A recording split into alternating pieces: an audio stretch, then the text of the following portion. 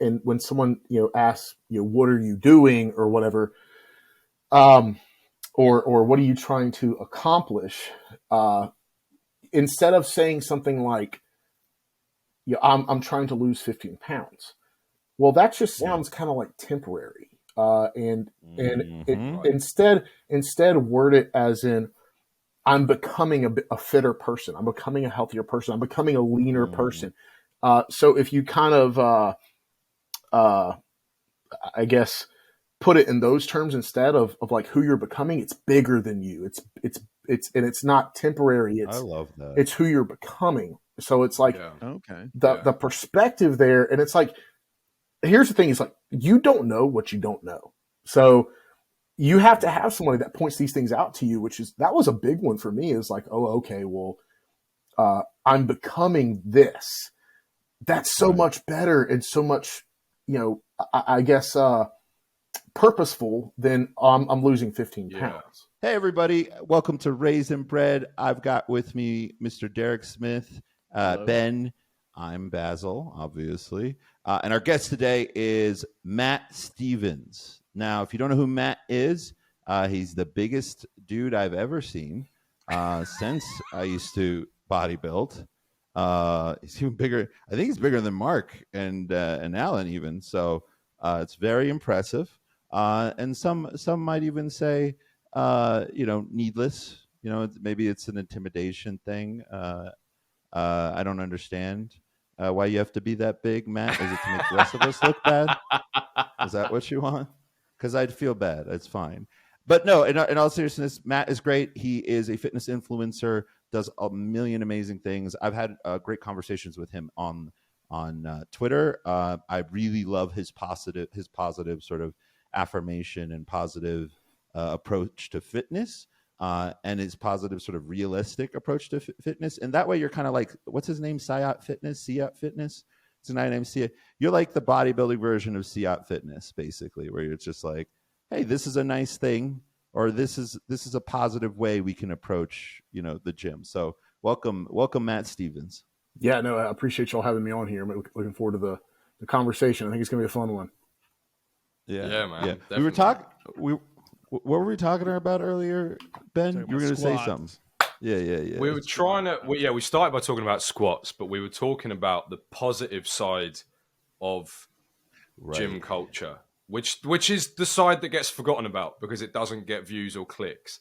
Like, no one wants to watch a TikTok of somebody helping a guy improve his form. It's not interesting. That's the problem with social media in general. Is and we're off straight away. Let's go. I love this.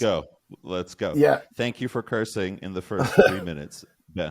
Yeah, but I mean, like, even when it comes to like dating and what I try to tell people on there is just like, y'all, the reason why y'all think there are no good women or good men out there is because all the videos you see, the ones that get attention are the heads. So it's like you and that forms like a confirmation bias for everyone, which then forms like a self-fulfilling prophecy because they expect all the people that they meet and whatnot to be assholes. And so they treat them like they're, gonna like, when you have like certain moments or certain things that happen with people and you look at it from a certain perspective, then you see it in a negative light that can, kind of affect things. So the positive things just unfortunately don't get the attention people want to see happen, Yeah. I think it's but then there's still a bad thing happen. Go on. Like, you can seeing somebody get punched in the face is like, I can understand what's happening. It was not being punched in the face, punched in the face. I can follow that story. But like, if like somebody changed my life when I was running at the gym one day, and they're like, "You're overstriding," and I was like, "Yeah, I've got long legs," and they're like, "No, you're putting your foot out in front of you, and that's how you stop yourself when you." So if you put your foot in front of you, you're going to slow down, and then you have to speed back up. So you're making yourself slow. I was like, "You've changed everything about my life."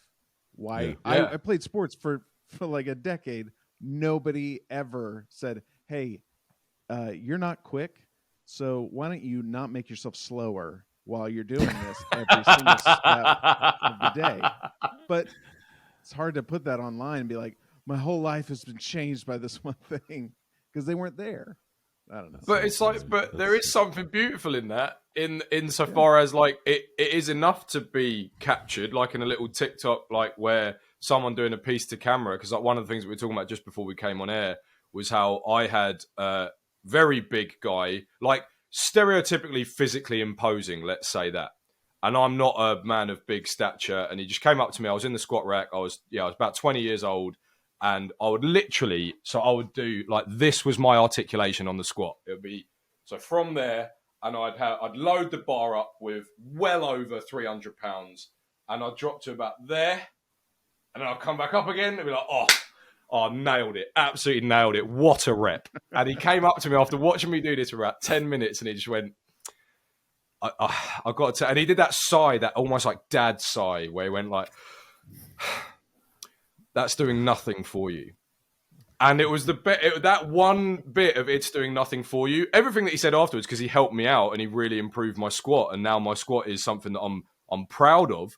And it was like, but just that one sentence, that's doing nothing for you. But you could tell, because it's also the responsibility of the recipient, right? Like when we're talking about the whole thing of positive gym culture, negative gym culture, it's the responsibility of the recipient. If you go into it understanding with the assumption that someone's actually trying to help you rather than trying to criticize you, you're going to have a way better time. Or hit on you. Now, he could have been. I was doubtful, I'll be honest, because he looked... I don't know how one can look so heterosexual, but he did. So that wasn't a concern of mine. He was it should be. Having sex with a woman. You got a pretty mouth. Yeah. But that... But yeah, like he really helped me out, and it was just like, and I have never forgotten that guy, because it was just like he really sorted me out. And now the other thing as well is I pass his advice on if somebody is getting into the gym and they're trying to do that. It's like, well, what he said really worked for me because it was just really simple, really stripped back, really simple advice. Don't try and go for full range of motion all the way if you can't. If you've never squatted before, start with what you can, build it up slightly. You know, all the textbook stuff. But the way he said it with warmth, and he said it with heart, and he said it like he wanted me to improve. And that all just came across in spades. And it was just like, yeah, those guys, they don't get enough attention online, because you're right, Matt. Social media doesn't engineer that to be publicized. Yeah. People want to see drama. So right. And there is. Go ahead, Derek. No, I was saying the only videos I see that are like that are golf videos where like, this guy changed my drive. Yeah. Like he says really? like two things. Because every golfer like is looking for that one thing to like, yeah, totally like take their game off. Yeah, I mean, that's funny. There are some. I'm a sucker. I watch them all. I watch every single one of them, and every time I'm like, yeah, that's not my problem. Yeah, that's not going to fix it for me. But good for him. Yeah, but you're absolutely right, Ben, about the whole like it's responsibility of the recipient as well. And that's what I was talking about earlier when I said the whole perspective thing. Because if you see things from that negative lens, I mean, you're gonna take it as like it's gonna be like a shot to your ego if a guy comes up to you like, who is this guy? I think he is trying to tell me what to do, rather than like, I actually appreciate this guy is coming up trying to help me. Because I've had guys do that to me before. Even though I would like to think that I look like I know what I'm doing, but I've still, even once that I can think of, had a guy come up to me and say, "Hey, have you ever tried this out instead?" And I was like, "Yeah," but I was just like appreciative. I was like, thanks for right. Come up and tell me that, instead of getting offended by it. So many guys will just be like, right. "Yeah, well, I already know that," like, and it's just, I don't care, But so many people are like that. They're just sensitive like that. So. I think that's what the problem is. I've seen a similar thing when you're riding in the car with somebody and you're like, "Hey, there's somebody next to you. Don't change lanes." And they're like, "I saw it. I saw it in your car." Like, you're pulling into it. That's, I mean, they still get mad about it. Like, you burn less calories just going, "Thank you." Like, it's so much less taxing Just, there's somebody right there. Thank you. And it's the same with it's exactly the same in the gym. Although that said, the thing is, some of the parody videos that I've seen of taking the mick out of modern gym culture are really funny. Like I saw one today, and it was like, go on. Yeah. Who's that one guy? There's one guy I have one of his tank tops, but Joey Swole. Joey Swole. Is it Joey Swole? It might be Joey. Well, Joey Swole. He's like the one. He's like the protector. He's the one who. He's like this sort of overarching protector, where he's like, stop being in the gym. Yeah. No. Oh, you're talking about somebody else. Okay. No, this guy's like a comic. I know Joey Swole. Joey Swole's also pretty positive. He's one of the few positive figures. Yeah, 100%. Yeah. It's another guy who's his name is not to be positive. He's ripped. I don't know if he's a comic or not, but I got a tank top of Noel. God, I can't think of his last name. But is he British? Is he British? No, he's definitely not British. Put on your headphones, Ben. He's the I forget his name, but I bought a tank top from him called where it says "Forgive me, Father, for these gains I'm about to receive." What's his name? Is it Don Mazzetti? Yeah, it's Don Mazzetti. Okay, yeah, Don Mazzetti. Yeah, he's hilarious. Love Don Mazzetti. Uh-huh. I wish there were more guys like him, honestly, because if you work out all the time, that's exactly how it is. He has this God, there's so many lines, but yeah, he does a great job of humorizing gym culture. I don't know why there's not more of that, because there's lots of material. Oh yeah. I mean, recently. Well, let's shift gears real quick, because I know we were talking about what we were talking about the squatting, but I'm curious to know more about you, which is why I invited you. I want to know what's your deal? What are you about, and what should people know about you? Yeah, so I mean, basically, it all kind of started. Like I started training when I was really young. I'm living in Alabama. Like we're all pretty serious about football here and whatnot. So. And of course, around the country now, you have even weightlifting programs for middle schools, or at least even if you're just transitioning into high school.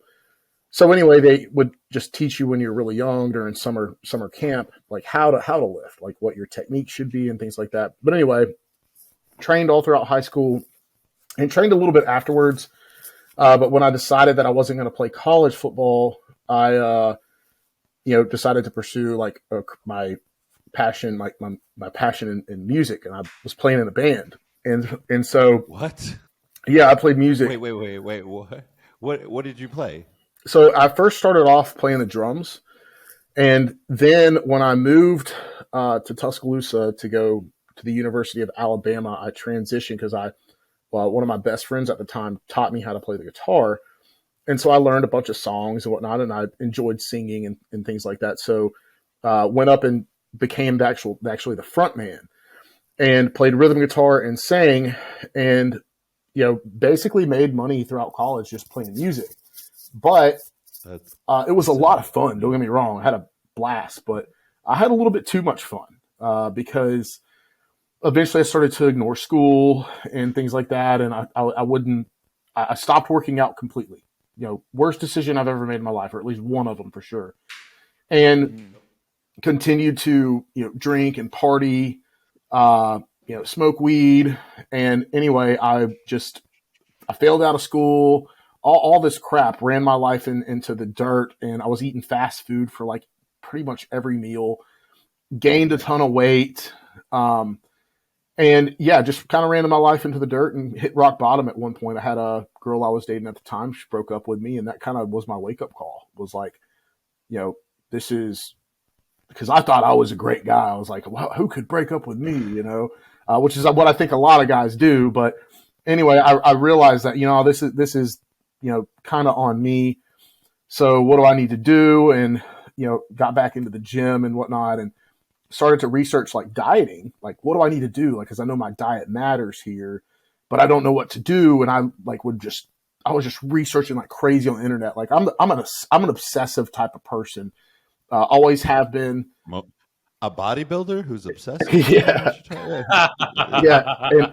And so like I like really started researching dieting, and I stumbled upon the ketogenic diet, which, I don't recommend people do the ketogenic diet all the time now, but it was easy. It worked for you. It was easy. Yeah. Hey, okay, don't eat carbs. All right, I got this.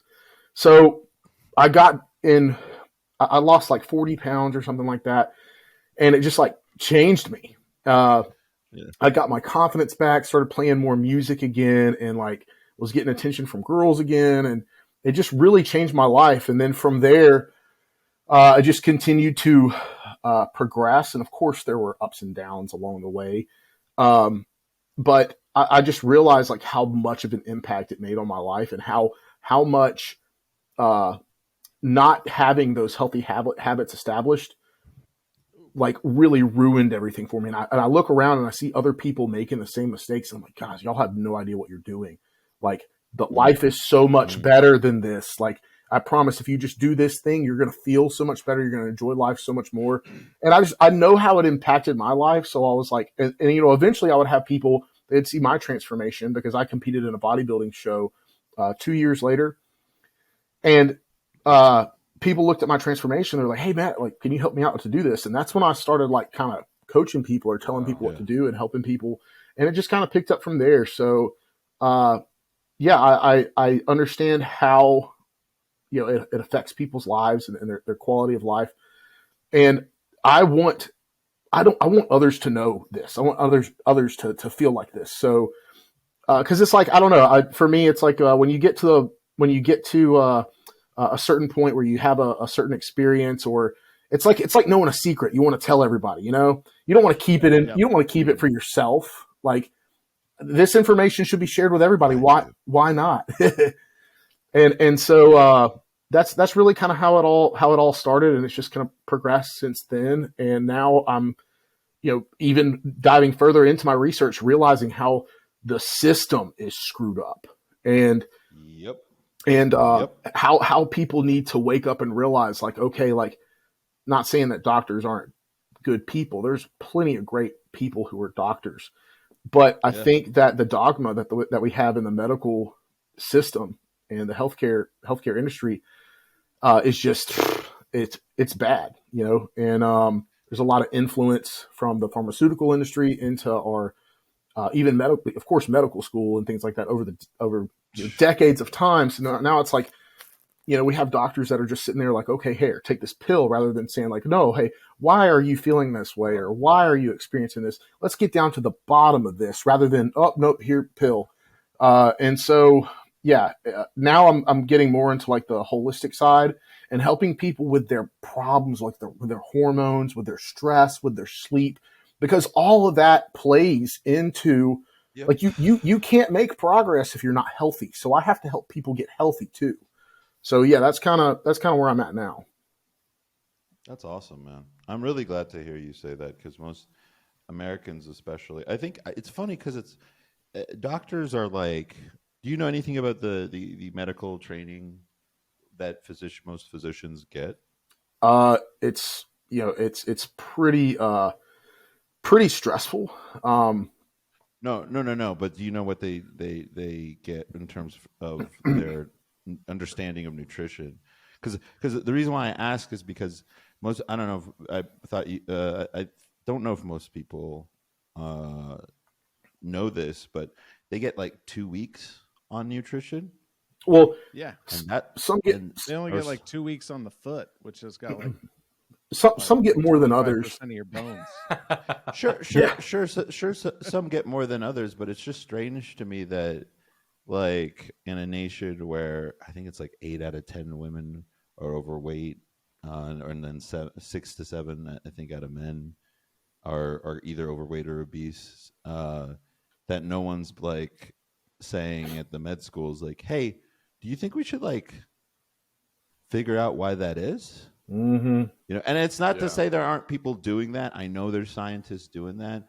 It's just weird that it took till the late 2010s or mid 2010s for people to realize that, because I used to bodybuild, and that was something I grew up a chubby kid, and there's nothing that gets How you chubby? into Say it right now. How fat? How fat? Were let's not make jokes at my expense, okay? So here's the thing. I'm trying to check your credentials. Are you in the club? Are you in the Fat Kid Club? I mean, Are you the Chub Fair Club? enough. yeah, Tub Club is Tub pretty Club. good. Club. Club. Tub There you Club's go. pretty good. No, I grew up a chubby kid, and I wore oversized clothing because I had immigrant parents who had no regard for how other people might perceive me. So, which made me look even bigger. And there's nothing like that to mess up your self-esteem for a lifetime. Yeah. So that got me into lifting a little bit in high school. My parents, that's a whole other story, but my parents wouldn't let me do anything. Immigrant parents, they're like, only school matters. What are you talking about? There's nothing else in life. So that didn't help. And then once I got away from them, voila, I dropped a bunch of weight and started exercising pretty regularly. But I was doing all this research in high school, which was around 2005, 2006, 2007, 2008, something like that. I think those were the years, yeah. And I just remember coming to a similar conclusion and wondering why no one took that approach and why it's taken us almost 20 years, right? Like 15 years to and by the way, in the fitness community, people already knew. It's just weird. People don't know Outside in the of medical community. Yeah. There's a gentleman that I follow on TikTok. He's a doctor and tries to educate people on the flaws in the medical industry, and he's really big on these students that go into medical school don't realize what questions they need to be asking, and they're just taught this is just the way we do things, like type of stuff. But there's a document actually, and I don't know if it gains enough popularity, they'll probably take it down, but it's called Death by Medicine. And it's an accumulation of certain research papers that were published. I mean, this study in itself, I think it's like a big meta-analysis. And they compiled all these papers back in 2002 or whatever it was. And it just showed how often antibiotics were being prescribed when people didn't need antibiotics, how many medical errors there were. And you would be amazed at how many deaths and how many adverse side effects there have been. And it's they say that there was some what was it? People were saying something like the third leading cause of death is medical errors or something like that. Yeah. But then there are Snopes and other fact checkers that say, oh, that's a lie and whatnot. And it's no, it actually has a little bit of truth to it. We're just not, the way that statistics and everything can be manipulated. And it's it makes sense because now we have antibiotic resistant bacteria and things like that, which there are multiple variables that go into that, but still, death by medicine, take a look at it. A lot hasn't changed since then. Out of all of the developed countries in the world, America ranks dead last in healthcare. Dead last. Right. And we cost the most. And that's what I tell people is look, That's great. The medical, That's great. yeah, in the medical industry, at least in the United States, it's profit driven. They don't care about your health. They care about money. Right. They want to make money. And so when you are sick and they can continuously just write you prescriptions to manage the symptoms, because that's all they're doing. They're managing the symptoms. They're telling you, for example, depression. They're telling people oh, yeah, oh, you're depressed. Well, you need to, there's nothing we can do except take this pill. You're depressed for a reason. Something's going off here. Let's take blood work. Let's take a look at everything else that's going on with your body and going on in your life. And let's try to resolve this, because all they're doing is they're just saying, oh, you're helpless. All we can do is just manage the symptoms. You're going to have to take this pill for the rest of your life. Right. Well, that's freaking that's music to pharmaceutical companies' ears, because now you have to continuously buy their pills for the rest of your life. And so it's not, profit is not synonymous with health. And well, I get what you're saying. Yes, I think in certain instances that's definitely can be the case.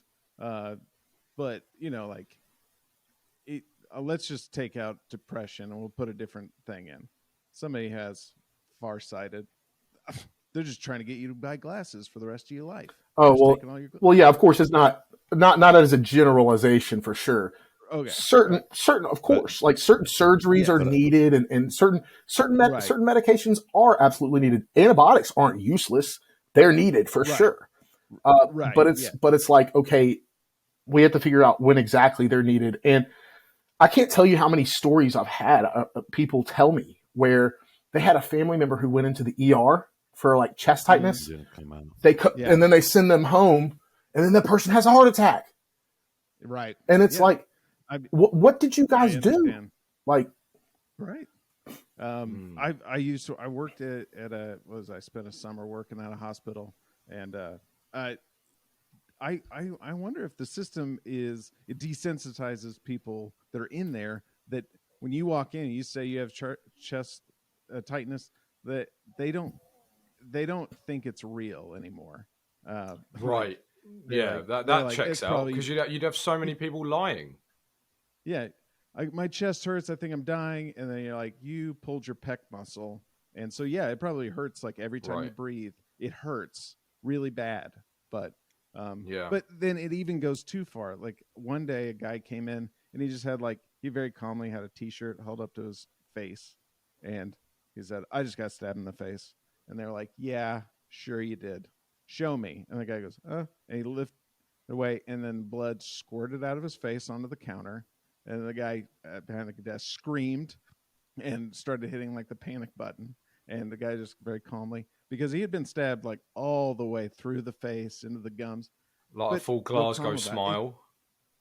Like a half Joker. It was, yeah. I mean, oh my God. I don't like the ER at all. No. They have bad senses of humor. They are really. They're also so stressed out too.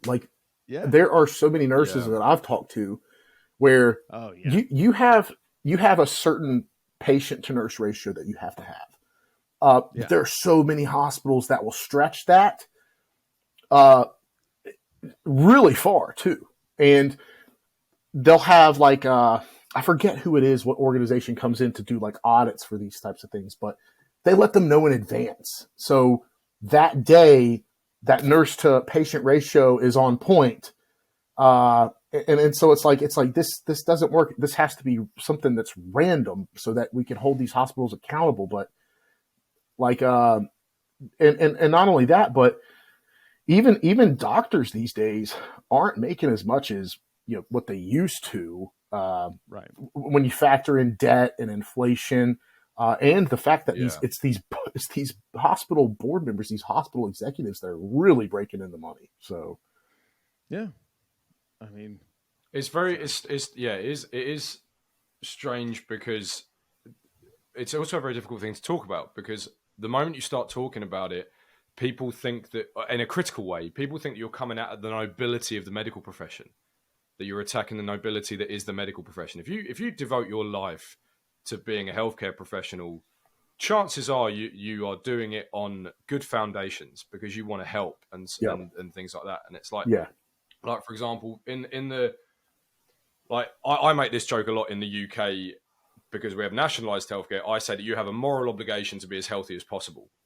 because the whole idea of nationalized anything is that it's for the greater good of everybody and it's for the benefit of everybody. Right. So don't be unhealthy if you can possibly help it, because you are an unnecessary burden on a nationalized healthcare system. Oh, it's the same with ours too. Exactly. And it's but then there's the other, one of the things that happened in the UK recently was this whole thing of, there was a disease going around called Strep A, I think it was called. And it was and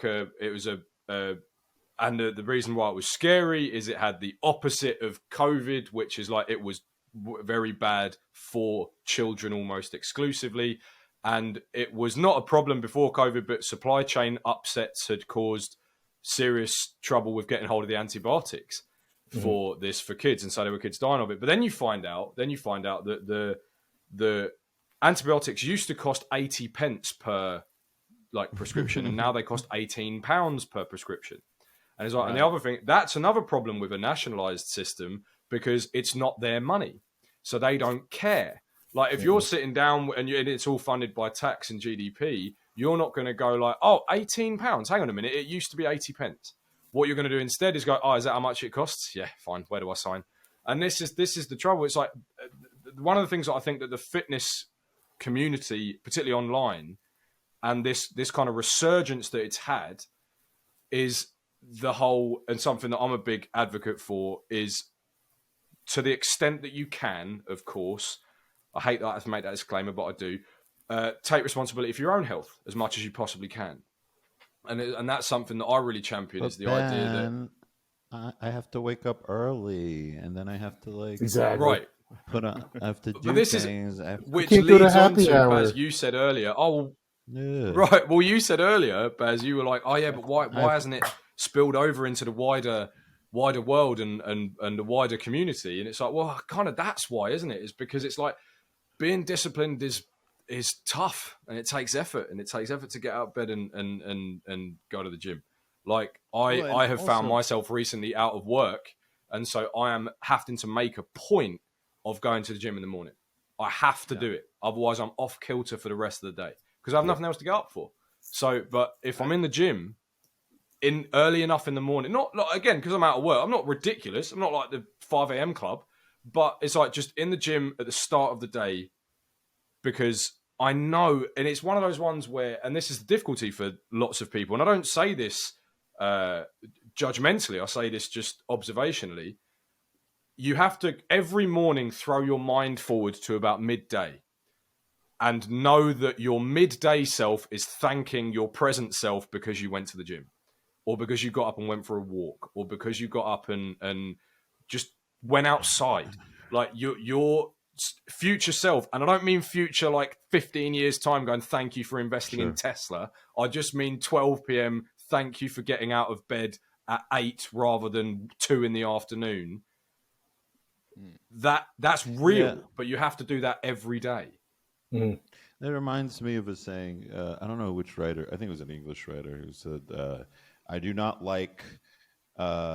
enjoy writing. I do not like writing. I like having written." And I've always thought about that when it comes to the gym. I was like, I don't like. I know there are dudes, there are fitness dudes. I mean, my old trainer was like that. It was like, I love the grind in the morning, and I was like, I don't. I'm here. You're right. We'll be here. And I'll come tomorrow, and I'll come the day after, and I'll come next week, and so on and so forth. But I don't foresee a day where I'm like, man, I am loving getting up to do this. That being said, afterwards, I'm glad I did it. Well, you love what it does for you. Every time. Yep. Every time. I have a question. What about, some people are lazy. I'm lazy. I don't want to get up. Wait, Derek. You're like, some people are lazy. I'll say it. Me. I'm lazy. Because I have to go to work. I have to be at work at 7. So if I'm going to go to the gym before work, I got to be up at 4. It's just not going to happen. Do it. Like I'm late to work a lot of days, and so I don't have time, but I do have the time. I just don't have the ability, or anyway. But what about there are like people I call stupid, who say things like their idea of health is like, oh, I got this lump on my thing over here. Oh wait, I have that same lump over here, so it's probably fine. I won't tell anybody about it, and I'll let it just go. Like I so many times I've seen guys do that. Oh, I've got it on both sides. I was like, well, you can just have a condition on both sides. Like that happens a lot. Yeah, I think that's a little bit different from what we're kind of speaking on, which is the sort of things you can control. I can't control a lump suddenly appearing. You know what I mean? What I'm saying is, those people, I don't even know if you can't even like tell what should and shouldn't be on your body. How can you, like? they're almost too far the other way, aren't they? And that's an exclusively male thing of like, I'm probably fine. Like it's kind of the opposite of what. Well, it's the opposite of what women do with their cars.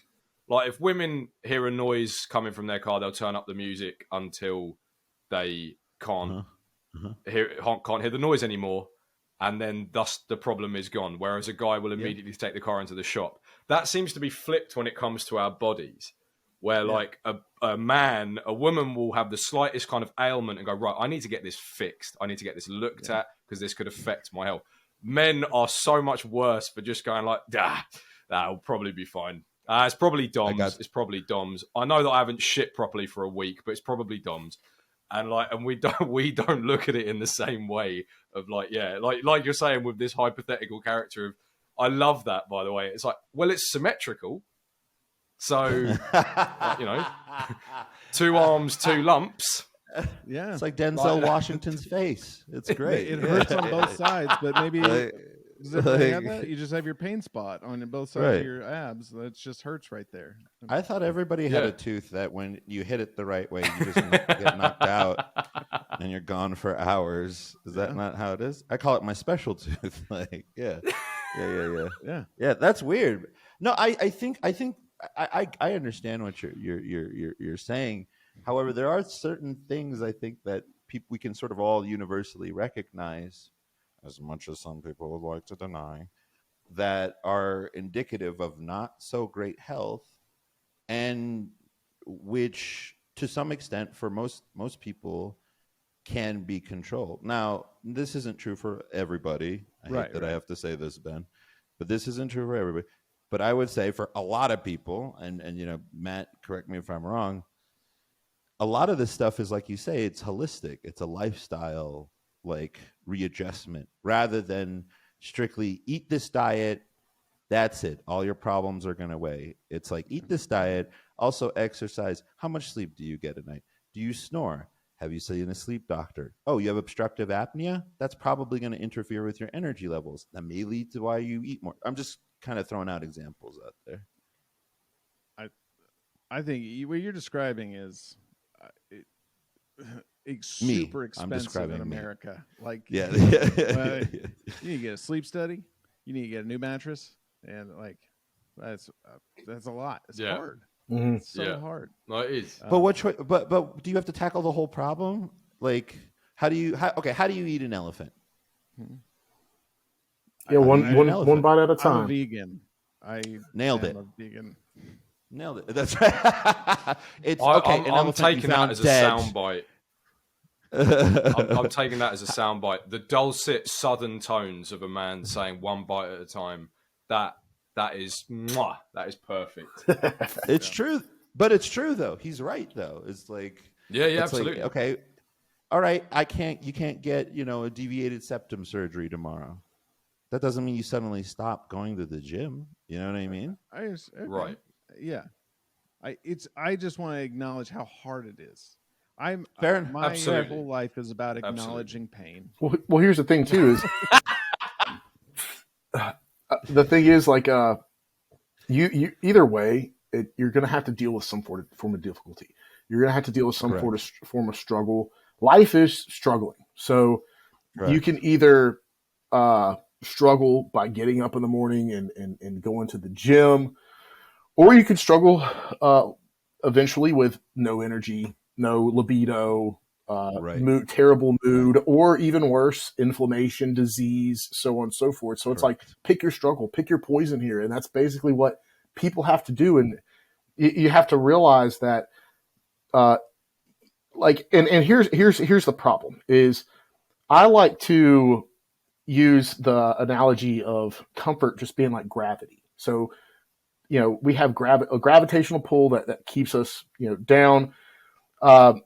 And in the weight room, we're picking up, heavier things to battle against gravity. And then our bodies develop because of that.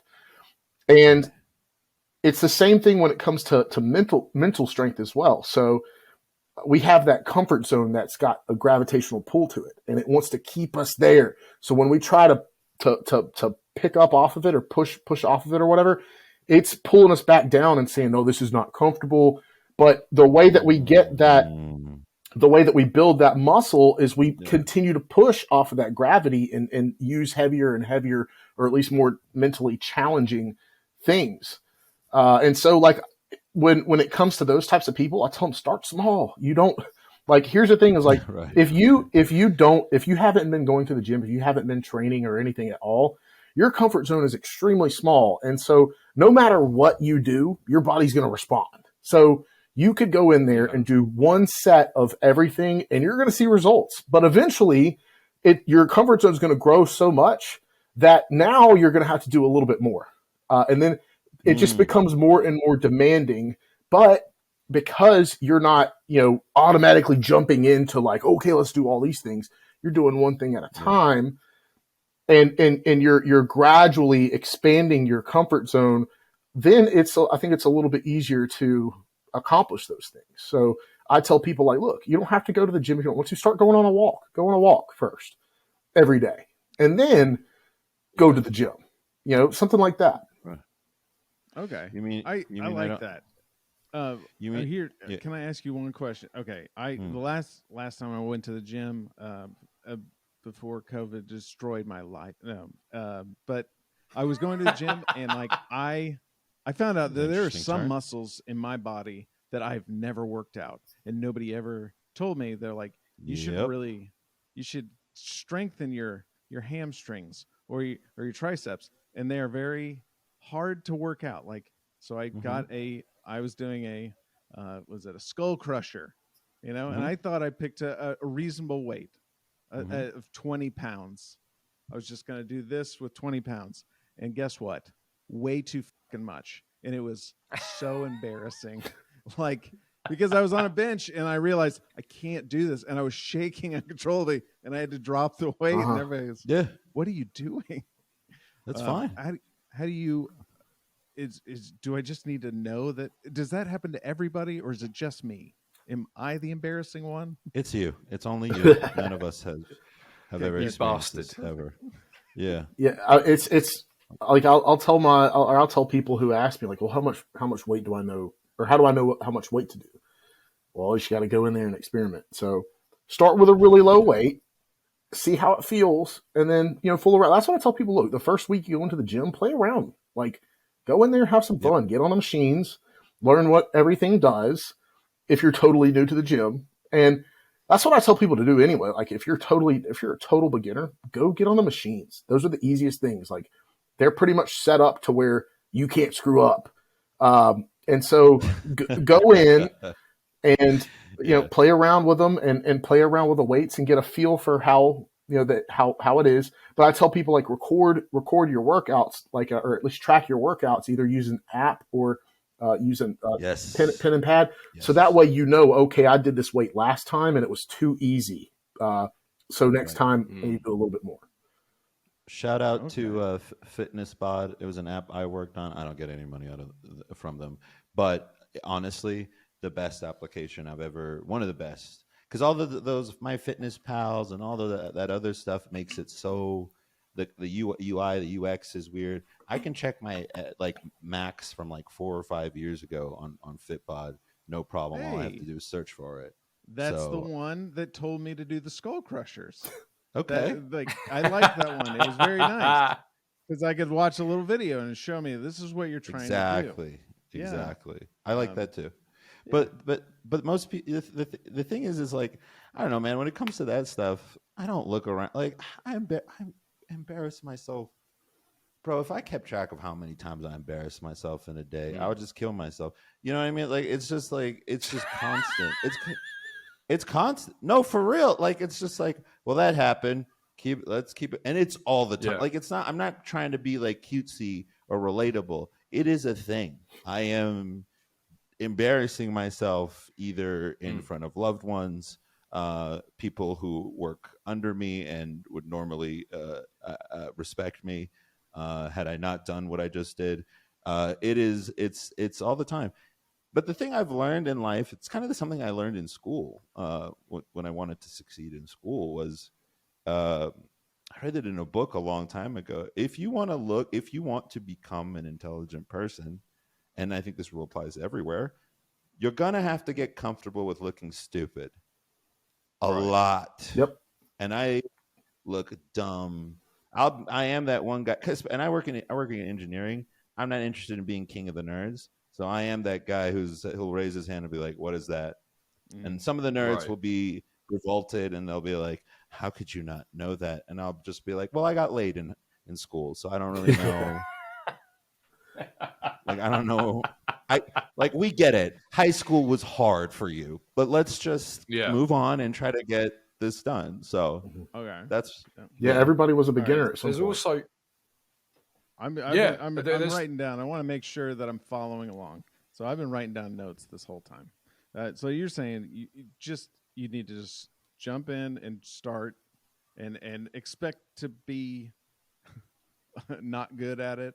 Pretty much anything. And get a notebook and write down what you've done, or some way to track what you've done, so you can track your progress. Is that what you? Yeah. Okay. Awesome.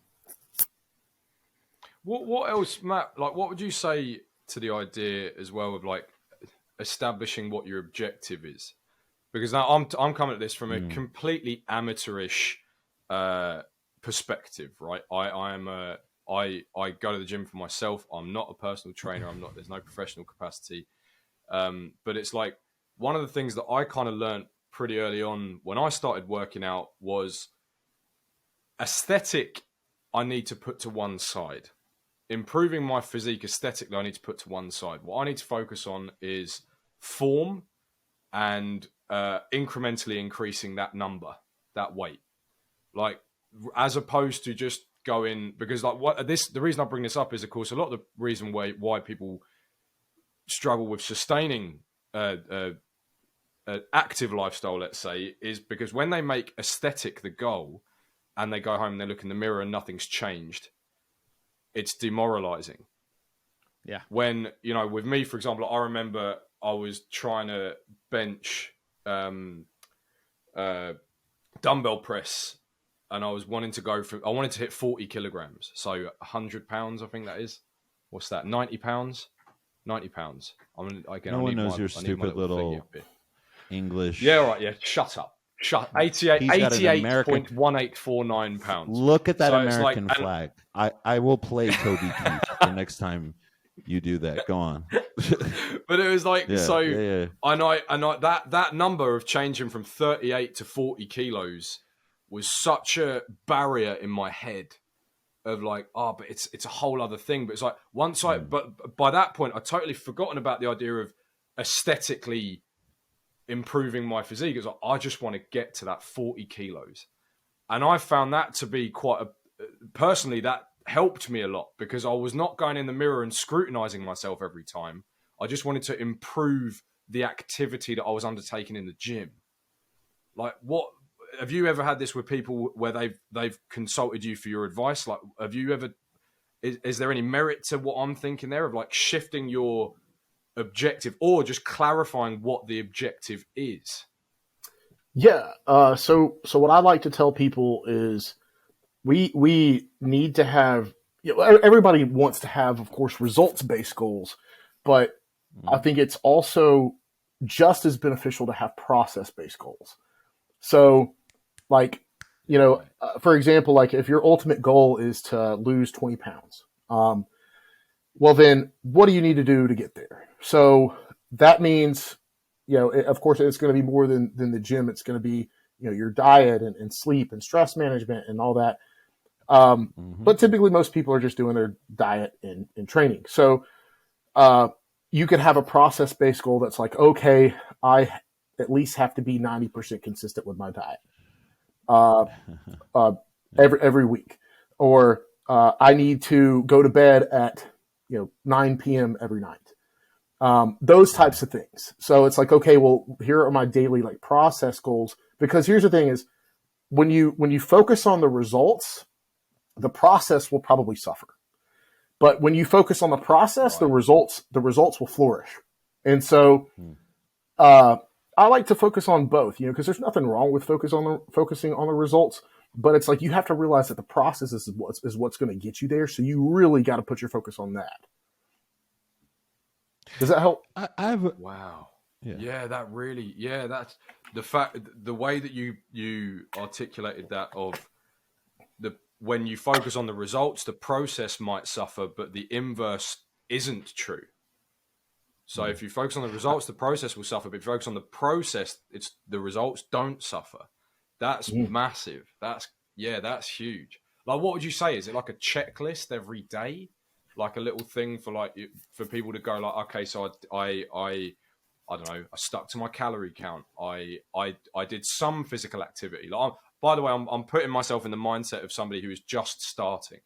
So it's like, the idea that I did something physical. I ate some things that were right. I made sure that I didn't pig out, for example.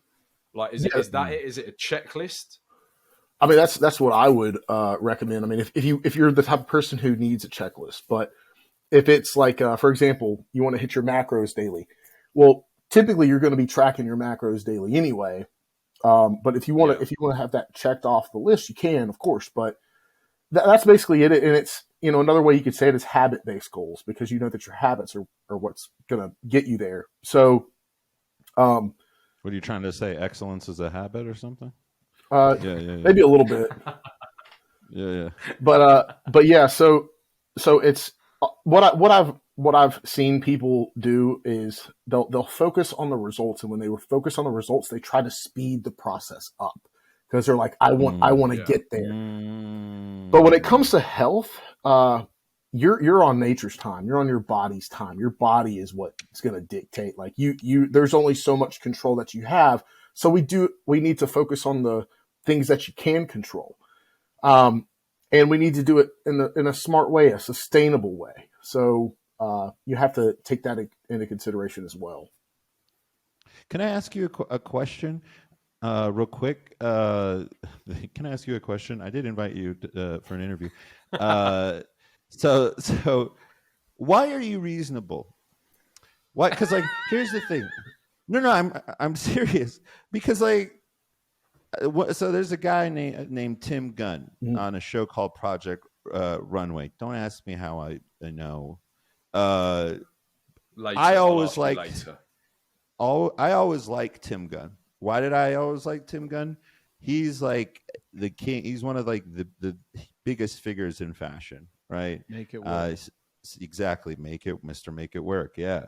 And he has this thing. I saw an interview with him, and he was like, what did he say? He said, all of this is pointless, right? Like fashion and like all of this is pointless.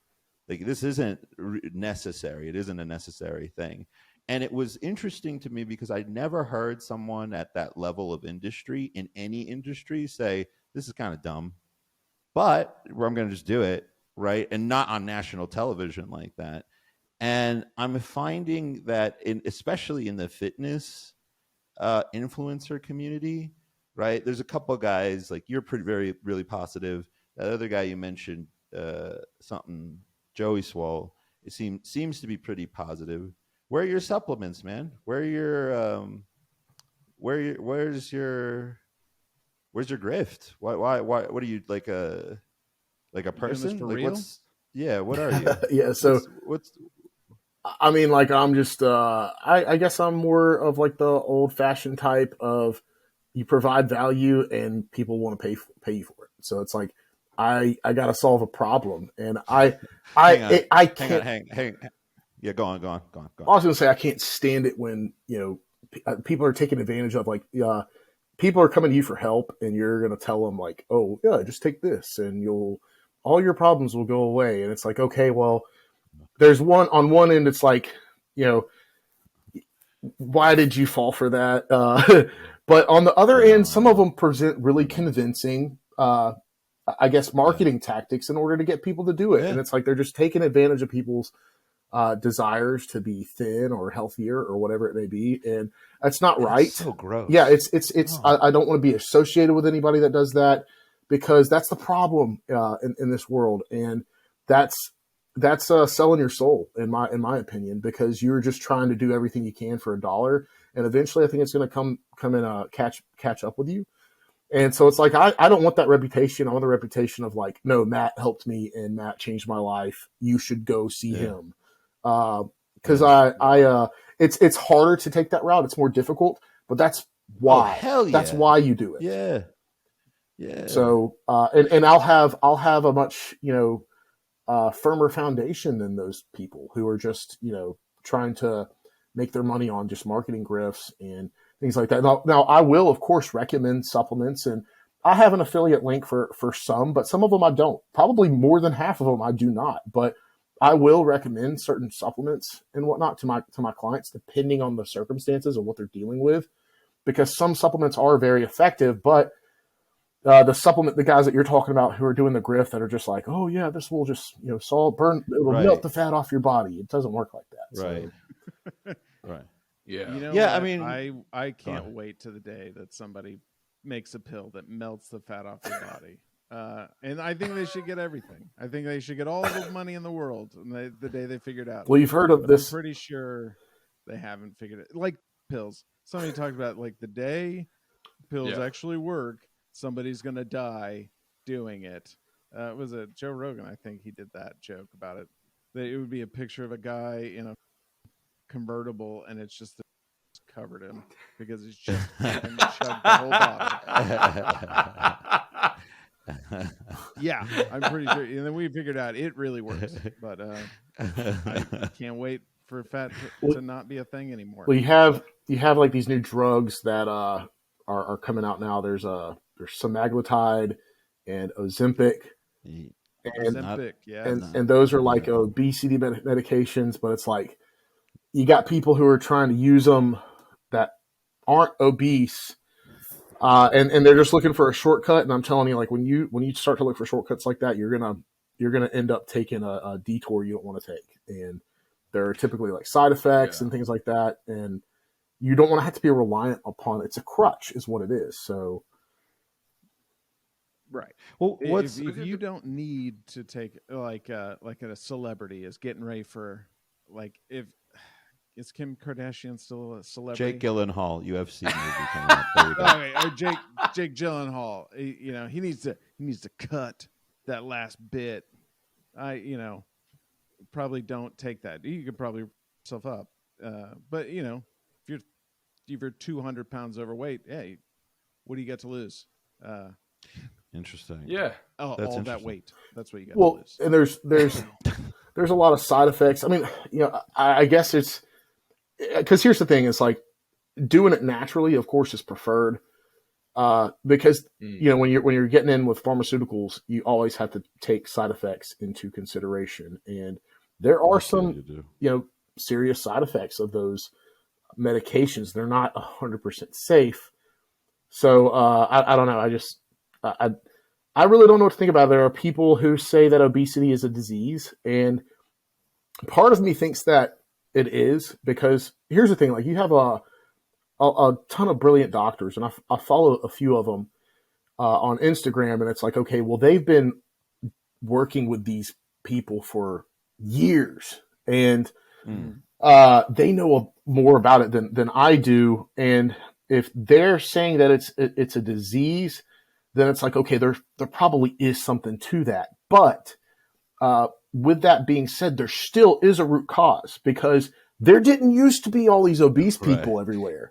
So like where can we find the root cause? Like what is happening here? And it still is lifestyle choices as well. It's not, we can't just push that to the side and say, oh, it's just a disease. No, it may reach a point where it does become a disease, like maybe hormonally. I don't know. There are certain types of fat that people cannot lose. Brown. It's like, and so it's like a lot of people don't realize that, and they want to condemn or criticize these obese people. But I know certain obese people who have really tried. They really try, and it is difficult. I work with a few, and it's so hard. and I have to keep that in mind, because it's like, okay, look, like this is a mental battle for them more than it is a physical battle. Yes. And so like yes. I can't I don't get on them or get onto them or get on their case or anything like that. I have to be like I hate to use the term safe space, but I have to be someone who they can come to, they can confide in. Yeah. And I encourage them to do that whenever they do like mess up or whatever it is, and it's still me, trying to portray myself like that or communicate that to them. It's still difficult for them to acknowledge and come to me for help. So it's much harder than what people think it is. It's not just eat less, move more. Right. Can I ask? Okay, so you brought up two interesting things. One, the mental health part, I think, is really interesting, because I think the mental health thing falls under the same challenges as sort of the regular medical stuff, where people aren't incentivized to actually take care of what's going on up there, right? Because there is an incentive to keep you coming back.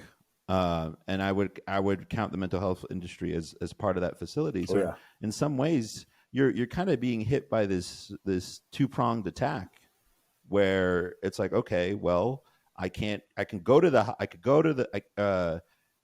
hospital, but they're not going to tell me what I really need to do, or I can go to this health person, and they're going to tell me, well, I'm good at any size I am.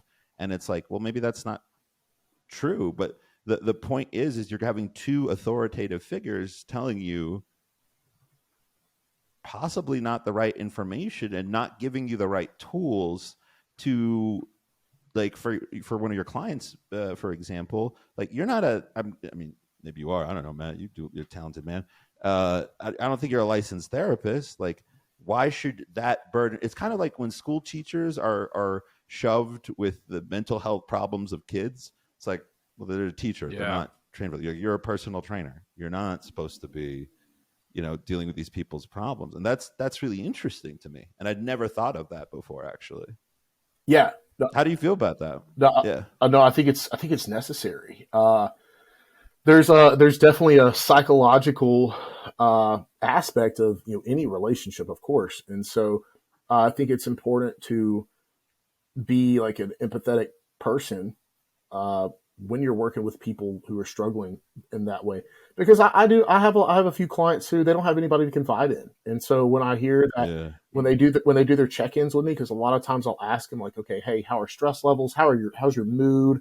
I'll ask them everything. Sure. Like every week I'll have what their mood is based on a scale from 1 to 10. Well, if I see that it's kind of increased or gone up, like last week it was a 5, this week it's an 8. Well, hey man, what's going on? Why did your stress go up, or why'd your mood come down? And like, oh well, I had to go put my dog down. It's like, oh man, I'm so sorry. Like, to hear about that. I had one client whose father got in the hospital, and she didn't do her check-in, and so I messaged her like, hey, are you okay? Is everything fine? I haven't heard from you. Just wanted to check on you. And I think that matters. I think that's important, because like these are people that like came to me for help. Like they want to improve their life. They think of course they know that becoming healthier will help them improve their quality of life. And so it's like, I know that there's a mental aspect of it because I've faced it as well. Like I know. And I battle with it as well. And I don't think the battle ever really goes away. It just kind of changes.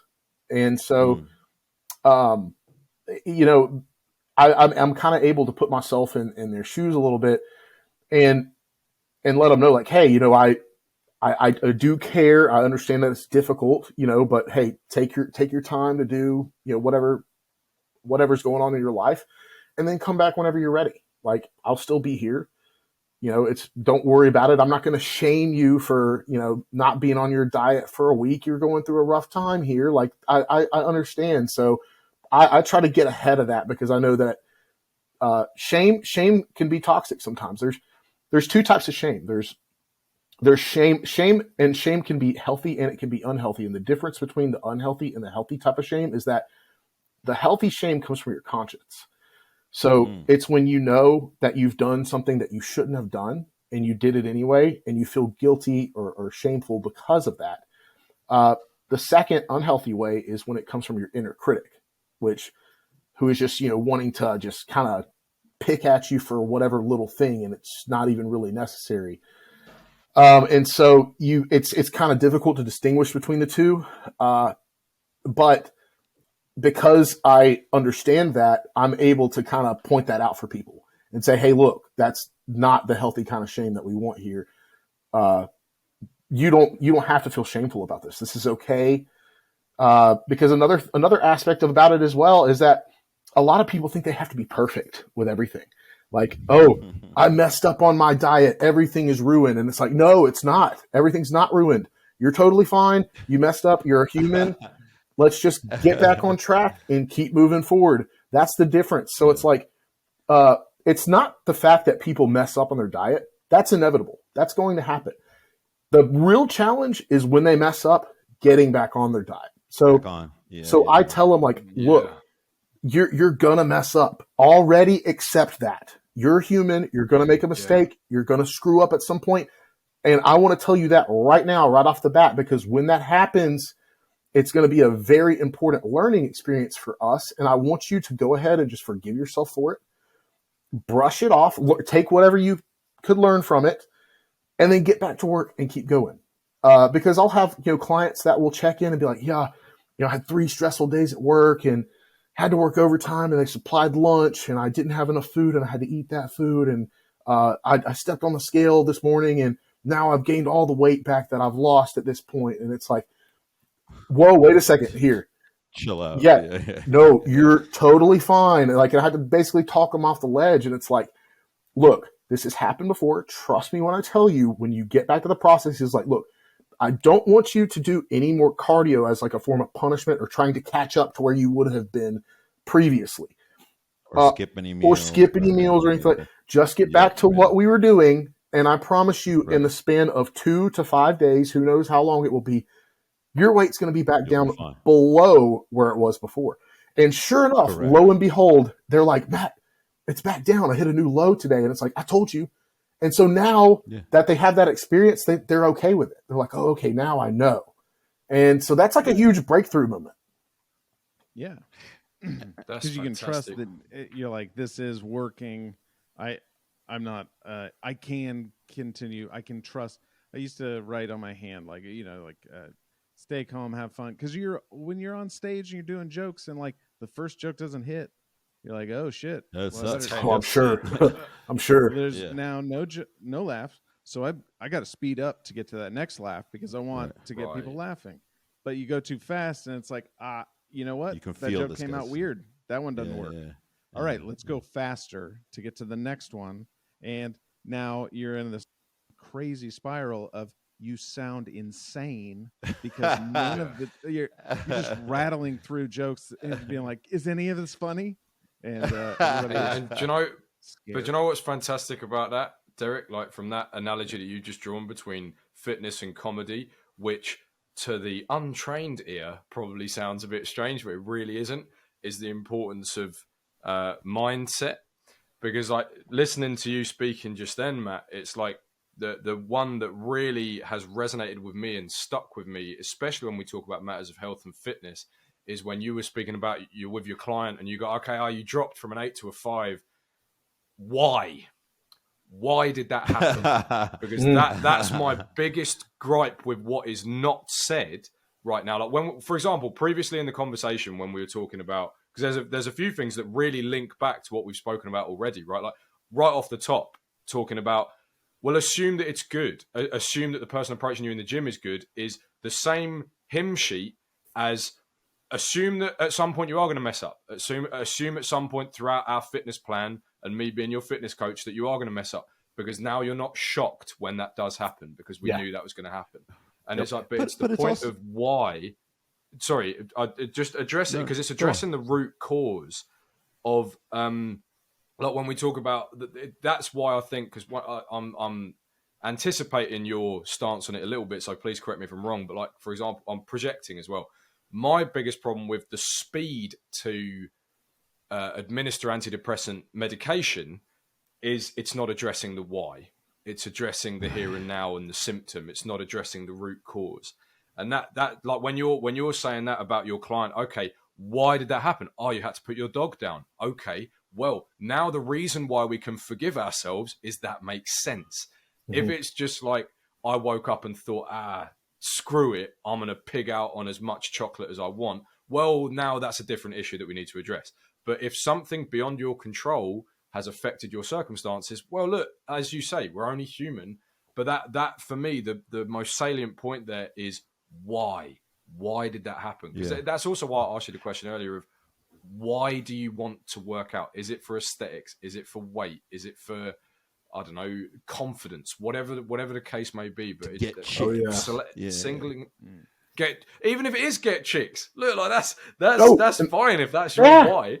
No, I tell people like, look, because that's a lot of times when I'll do, like, I'll have strategy sessions with people online who are interested in coaching. And, of course, during that session, I'm asking, okay, like, what do you want to accomplish this for? Like, what's the driving factor behind this? And a lot of times, people will just tell me like, yeah, I just, I want to feel better. And it's like, no, I want to dig deeper than that. Okay. So what do you mean by feel better? And I have to peel back the layers of the onion or whatever you want to call it, analogy there. And try to really get down to the bottom of it. And I think that's important because if you don't know why you're doing it, then it's like, okay, well, it's much easier for me, I think, for someone to give up when they don't know why they're doing something. And also, going to the gym, I don't care what your reason is to go to the gym. If you want to be more attractive, that's totally acceptable. Like, don't let anybody tell you like, oh, you're just going to the gym for, like, as if that's an insult. Like you're going to the gym for girls. Like, of course you're going to the gym for girls. Like, give me a break. Right. I don't care if it gets you in the gym. If it gets you in the gym, you're doing a good thing for yourself. Yeah. Oh, okay. I got two things. One, you were talking about the thing of like the shame. Like what? I've heard this like a talk somebody gave a long time ago. It was like there are two types of these feelings. It was shame and guilt, and it's like guilt is I did something wrong, and then or I did something bad, and then shame is I am bad. And so you try to avoid shame and just acknowledge guilt, and that helps. And then the other thing was why am I doing this? I was reading a book and somebody said that like when it's hard to remember why you're doing it. You want to give up. And I think it was Army Rangers, like a podcast, military. They would go whenever they see somebody struggling, they will ask them, which is great to have somebody there to ask you, why are you doing this? And you have to have a response. And they find that is a good way to stay motivated. Like I'm training to be an Army Ranger for my family. And you're like, oh yeah. That's really hard. That's a big one too. So like, oftentimes, and I think it was James Clear that I got this from, where he talks about, and when someone, asks, what are you doing or whatever, or what are you trying to accomplish? Instead of saying something like, I'm trying to lose 15 pounds. Well, that just sounds kind of like temporary. Instead word it as in, I'm becoming a fitter person. I'm becoming a healthier person. I'm becoming a leaner person. So if you kind of, I guess, put it in those terms instead of like who you're becoming, it's bigger than you. It's not temporary. I love that. It's who you're becoming. So it's like the perspective there, and it's like, here's the thing: it's like you don't know what you don't know. So you have to have somebody that points these things out to you, that was a big one for me. Is like, oh, okay, well, I'm becoming this. That's so much better and so much, I guess, purposeful than I'm losing 15 pounds. Right. And it lends to what you guys were saying earlier, where it kind of makes it harder to give up when you have a sort of more ethereal goal like that. It's not like I'm going to lose 50 pounds. Well, I lost or I messed up and lost 2 pounds or gained back 2 pounds. So, like, the way I think of it is like, all right, let's say the four of us were on a road trip, right? You, Matt, Bennett, and Derek and I. Shocking. Okay, fair enough. And even in a hypothetical, you do this shit. That's I love hysterical that. to me. He's just so we're all on a car trip, right? We're heading through the Rocky Mountains. I grew up in Colorado. Heading through the Rocky Mountains. One of our tires goes flat. Do we just stop whatever journey we're on and be like, well, our tire's flat? We obviously are just going to go back home and give up on the entire journey, right? No, we're probably going to get the tire fixed. Are we going to be inconvenienced? Probably. Yeah. Am I going to be more irritable? I should say irritable. I've been made up so many words in this podcast. Am I going to be more irritable than even how I normally am irritable? Probably. Steer clear from me, right?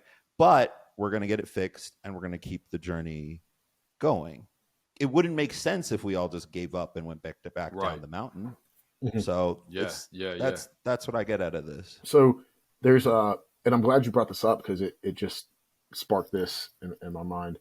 There's a book that I'm reading right now called Neutral Thinking, and I highly recommend y'all listen to it or read it. I'm listening to it on Audible. Who's the author? Trevor Moawad. So okay, Trevor is like a sports psychologist, or he was. So Trevor actually passed away, I think, in 2021 from a serious form of cancer. Well, if y'all follow American football, NFL football, you'll know Russell Wilson. Well, Trevor was Russell Wilson's like mentality coach, basically. Wow. So you have in the NFL, of course, at the highest levels, and other sports now. Sports are becoming so streamlined and so like try to find that competitive edge that not only are we preparing ourselves physically now, but we're getting coached mentally as well. And that's so important. And it makes a ton of sense. But Trevor worked with Nick Saban at Alabama, Kirby Smart at Georgia. He's worked with some tennis players, I think some baseball players as well. And so his big thing was like, and here's what everybody usually assumes is like, okay, negative thinking is bad. We don't want to think negatively. So when we try to think negatively, what do we all of a sudden, or at least, I guess our reaction is to think positively instead. Well, he's like, Trevor says, no, that's wrong. Don't do that. Because as humans, our natural affinity is not to think positively. It is to think negatively. But there is a way to combat that, and he calls it neutral thinking. And so this book talks about neutral thinking and just getting back to neutral. So like this past football season was Russell Wilson's first year without Trevor. And y'all see how he played. It was like not his best year. Talk about that, but that pass. Yeah. Yeah. But he tried. And the things like him saying, him always ending his like, news conferences or whatever with, Broncos country, let's ride. That's him like doing the whole getting back to neutral thing. Because you got to think as like a quarterback, if you throw an interception or something and the momentum shifts in the game, that's all on you. That's really tough to it's easy to let that get to you. So having someone there, are weak. Yeah. And having someone, wait, what did you say, Derek? I said that's because quarterbacks are weak. I hate quarterbacks. So Derek, I know what you mean. let me step in. I just don't like quarterbacks. Derek has declared a fatwa against all quarterbacks. I believe it has to do with. I think it has to do with his being an offensive lineman. Who knows? And a defensive lineman. And a defensive lineman, apparently. So there's definitely no resentment there. No. And so that's probably why you're gonna hear quips like that. But go on. Yeah. Sorry. Yeah. Sorry. No, you're good. So basically, that's what he was using to try to get back to neutral, because like I said, you do something that changes the momentum of the game. negatively for your team, then that can weigh on you. It's real easy to let that weigh on you. So it's trying to get back into a state of mind where you can move forward. That's so important. And that's kind of what Trevor was there for. And he, of course, I think he had like a PhD in psychology and things like that. So Yeah, he was well educated. Yeah, yeah, is what I'm reading. yeah. And so like I haven't finished the book yet, but I'm starting it, and it's it's a pretty What's cool it called again? concept. Neutral. Getting to Neutral thinking. Oh, it's getting to neutral. I'm sorry, getting to neutral. Love it. Getting to neutral. Wow. Okay. And I just want to check on that. You brought up James Clear. Is that from like Atomic Habits? I think so. Yeah. Okay, cool. I'm writing these down because this is awesome. I like this stuff. Oh yeah. Mindsets and it's like one of the cheapest things you can work out. One book that I also have to recommend, and this doesn't have to do with like health and fitness or anything like that. But it's just, I think everybody should read this book because negotiating is a part of everything that you do. We even negotiate with ourselves. I thought you were going to be like Game of Thrones. I don't know if you guys have read it before, but it's pretty good. But it's Never Split the Difference by Chris Voss. Great book. Like I've read Never Split the Difference. One of the top 3 books that I'll recommend anyone to read. Can I recommend you one that you might like if you like Never Split the Difference? Absolutely. Getting to Yes. Okay. It's a very famous negotiations tactics book. If that's your sort of thing. But anyways, go on. I'm sorry. Oh no, I was going to put that down. I wasn't sure if I already had that one or if I need to look it up. But it's pretty good. It's pretty solid. Yeah. But it's like the classic. Yeah. Anyway, sorry. No, you're good. What I was going to say was I actually was able to negotiate like a few $1,000s back from my girlfriend that she wouldn't have otherwise gotten. Like, and I was like, oh my God, I paid what, $15 for this book, and it's already like returned and like just off of the information that I learned in the book. And because she was arguing with this person, and I was like, what are you telling them? Nope. I was like, do you want your money back? And she said, yes. And I said, well, then you stop texting them and you let me tell you what to say. So she would relay back what they would say, and then I would tell her how to respond. And sure enough, the person was just like, okay, I'll get you your money back. And it was like, whoa, did I really just do that? Like, and so like, are you a big reader? I didn't know this about you, actually. Yeah, not as much as I used to, but I do have a pretty decent library, and I'm more so trying to actually read like physical books now, getting away from like Audible as much. Oh man, especially well, it depends on the book. So like if there's no story or anything involved, I can't follow it when listening to it. Like if it's a scientific book that I'm reading. There's one that I tried to listen to talking about stress, and it was why zebras don't get ulcers. I just couldn't follow it. That's a good one. That's a good one. Well, how could you? There's charts in. I hate when they offer audiobooks for shit like that because it's like, follow us in the audiobook.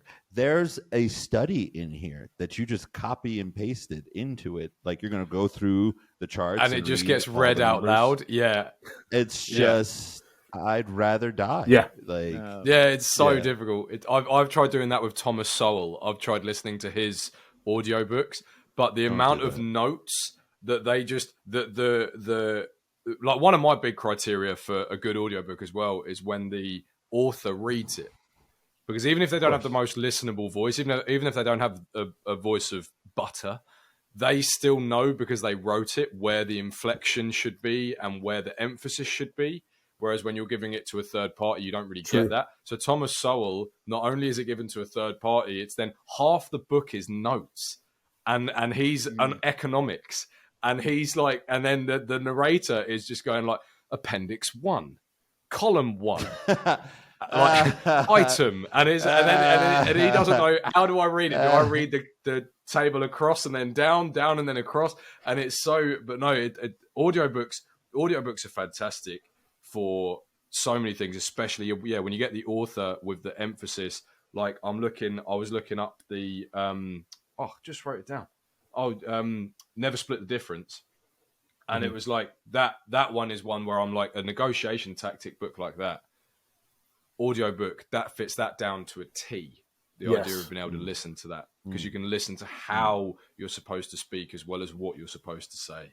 Yeah, and he's got so many great stories in there because he was the FBI's lead hostage negotiator. Like, yeah, it's very cool. It's badass. But yeah, to your point, Ben, as well, like Cybernetics, I think, is the book that I tried to read once, and that's a good one. The narrator was just, oh, dude, I was like, I'd rather kill myself than listen to this guy. Like, it was awful.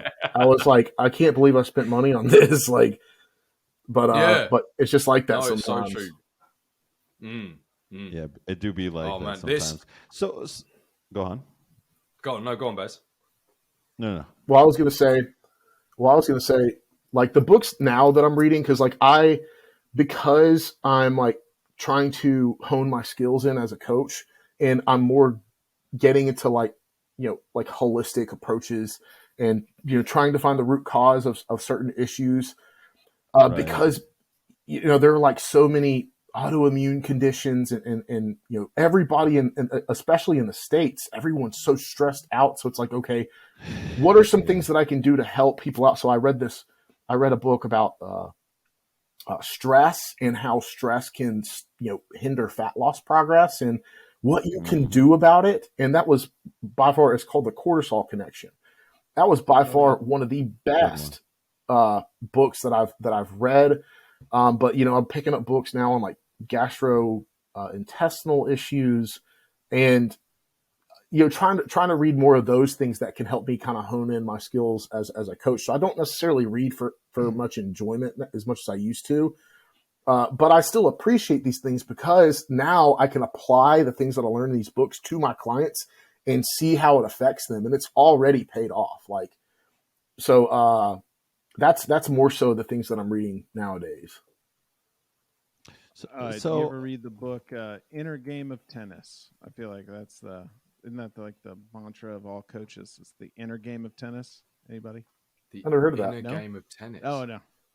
Okay, it was a guy who was a tennis coach, but he developed a way of coaching, and then it's as he uses tennis as the way to describe coaching, but it has been applied across the board. I'm curious how coaches feel about it. It seems pretty good.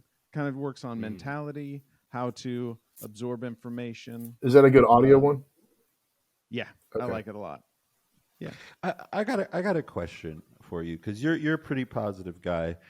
So I might be throwing a curveball at you. What do you think of the body positivity movement and what that's all about? Well, I think it was initially a good thing, and then it was hijacked, which movements typically are hijacked by extremists. I think body positivity was originally for people who couldn't change their bodies, like amputees, or any sort of body. What is it? Just dysmorphia. Well, not dysmorphia, but something that happened to your body, like an amputee, where like you can't, or burn victims, or people who like their appearance changed and they need to accept themselves. I think that's so important. I think that's what it should be about.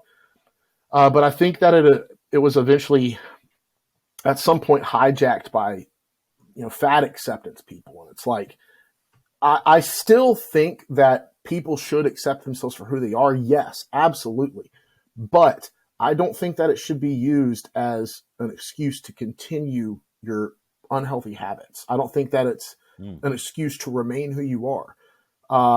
I think that we should always be trying to get better, to better ourselves. And I think it also kind of discounts the people who can't change. If you can change, then by all means change. But, don't say that you're a part of the body positivity movement when you can change and you're just making unhealthy choices. It's Right. interesting that you say that because you bring up something that not most people bring.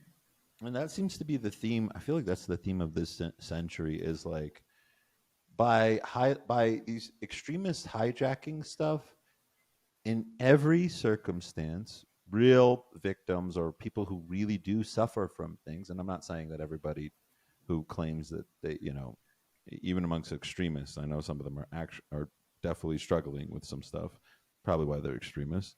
But I've never thought of the fact that, hey, actually there are people who can't really do anything. They're a minority, yes, but now we're taking away from them. Yeah. And it's the people who actually do have power to do things and that's the thing. That's why people are like, well, why don't you just lose weight? Right? Because in their minds, they're thinking of the a-hole who hijacked the movement rather than Right. the person who could have been part of that tiny minority. Mm-hmm. Right? And that sucks, man. Jesus. That's something I never thought about in the context of weight. Mm-hmm. Or like weightlifting or weight loss. It's like, what do you? Yeah, that sucks. I mean, bro, I grew up a fat kid. I have nothing but empathy for, like, when I see those like gym locker or those like TikTok videos, I'm like, yeesh. Like, I don't know. What videos? I don't know what you're talking about. The videos of like gals who are like, checking to see if a dude is looking at them or not. Yeah, I'm just like, you're really You're not just ruining it for guys. Yeah. You're ruining it for regular people. Like regular people who just want to improve their lives.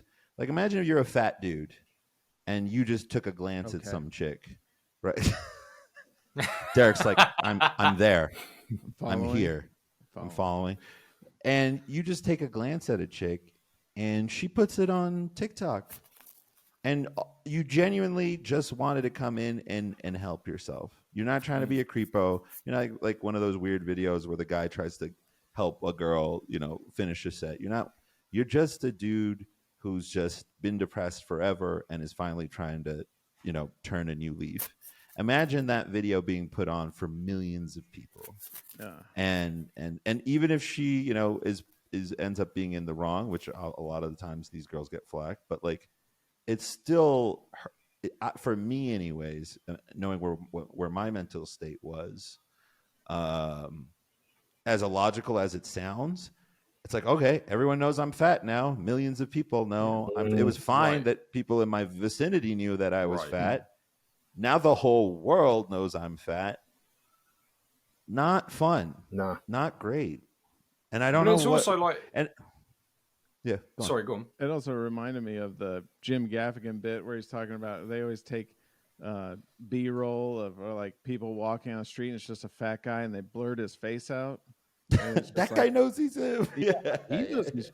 And then everybody that sees it is like, "Hey, Bill, I saw your fat ass on the news." It's like, "Oh God!" but then with the in the gym, like the filming people and like the whole thing of sort of like guys being the girl thinking that the guy's being a creep, when it's just like, just something you do as a human being is use your eyes, and your eyes just flick at various points of interest when you enter a room. And your eyes have evolved for millions of years to identify people. And so it's like, but then I saw this parody video of these three guys in the gym and they were using a cut to a girl who was squatting and struggling at the bottom of her squat. And they're all just kind of, and it's a little comedy sketch, but they're going like, and she's clearly stuck, right? She can't get up. And they're going like, well, I'm not going to help her. I'm not a gym creep.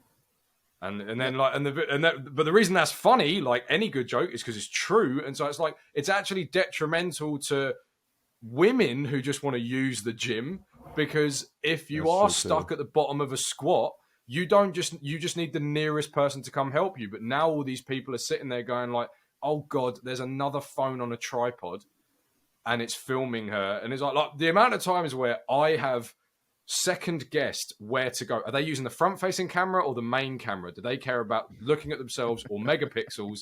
I don't know which side of the camera they're in front of, and then I'll invariably walk around the wrong side and just ruin their shot. And then I'm sitting there going, like, look, I tried, okay, I tried, but and it's a tough one because it's like I'm then assuming, in the same way that they're assuming that every guy looking at them is a creep, I'm then assuming, as a reaction, which is not good, that every girl who films themselves in the gym is vain as hell. Well, no, just that the vanity is through the roof, and it's like no one cares about your hip thrusts. Just do your workout and go home. I'm like everybody else. I'm like, I hope some girl has the audacity to try to embarrass me at the gym on camera. Like, I will turn it around on her so fast, and I can't wait for like that to happen. Like, and I've seen one or two, but it's like I want it to happen for me so bad. Why? Wait. Why? Because I want to hear what your plan is. Because my favorite one so far has been that blind guy where the woman comes up to him, and that guy's my favorite. Oh man, that was awful. I didn't come. This okay. So for anyone who doesn't know, there's a blind. I forget his name. He's called the Blind Surfer on YouTube. It seems like a cool guy actually. And he is doing, I think, tricep extensions or something. He's doing something tricep or maybe on a tricep machine. Cable. It doesn't matter. Whatever. So this woman apparently stops up to him, and keep in mind he's blind, so he doesn't see anything. And this woman stops up to him and says, "I didn't come to the gym to be stared at." And he's like, "Huh? I didn't come to the gym to be stared at." And he was like, "Oh, I'm blind, and here's, I just look at anything. I'm sorry, I didn't mean to look at you." And she's like, "Well, that doesn't matter." And then 10 minutes later, 10 he was like, "What?" Like, I'm blind. It gets better. That doesn't matter. It gets better. 10 minutes later, a manager comes to see him, and he talks to him, and he's like, "I don't really like how you're making some of our patrons uncomfortable. Please just, if you could stop staring at them, that I'd really appreciate that." And he goes and he picks up from his wallet a card from the National Association of Blind Individuals, right? A card that legitimizes that he is in fact blind, hands it over to them, and same response. And the guy's just like, "Well, be that as it may be, please just stop staring at people." And he was like, "Okay." Like there's no, and it's stories like that where it's just like, I understand where people's hesitation comes from now. Like for me personally, if I'm at the gym, and you probably have gotten this too, women will flirt with you at the gym after you've definitely reached a certain size, right? And they do it in really coy ways. And if I had reacted the same way as this woman to this man who wasn't interested in her at all, mostly because he's blind, like would I have been treated the same way? Would it have been handled the same way? Probably not, right? No. And that's fine. That's fine. I can get over that. What I don't think is cool is I mean, it's not fine, honestly. But what I don't think is cool is this assumption that you're in a public space and even where people might look is catered. Now, there's a difference between a leer and and just a quick glance or just looking around, like whatever, right? You're looking around, you're listening to music, and even that's being managed. And I wonder again, like, what sort of collateral damage comes out of that? Because again, if I'm an overweight person, let me tell you a story. One time I was working out, and there was an overweight woman in front of me, and I was listening to comedy albums.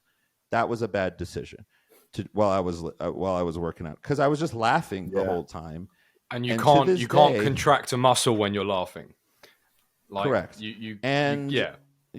No, I'm fine. I'm built like an ox, right? No, but the workout I was doing was one where it was fine, and I just to this day remember laughing and this woman like shooting up and then just leaving, and I think about her all the time because I feel horrible. I don't know if it was me, but I feel horrible that if I was the one who contributed to that, because I was just listening to a record, and as someone who's been overweight, I know that feeling very well, and I have nothing but nothing but empathy for it. I wonder where this disconnect of empathy is coming from. Like, why are these?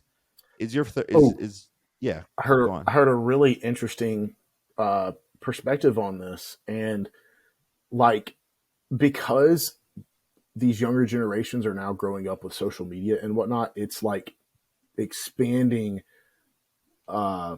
like narcissistic personality disorder. Like, people are you talking about Jonathan Haidt's research recently? I don't know who it was, but yeah, apparently, like, they're seeing that they got all this attention on social media and whatnot, and I guess it's just affecting. Because here's the thing: is like, I didn't grow up with social media. Like, I had to actually interact with people face to face, or at least when I'm old enough to like know what life was like before all this. And so these kids don't, like, they grew up with it, and they'll do anything for attention now, because I think a lot of times it's their parents that are giving them attention either.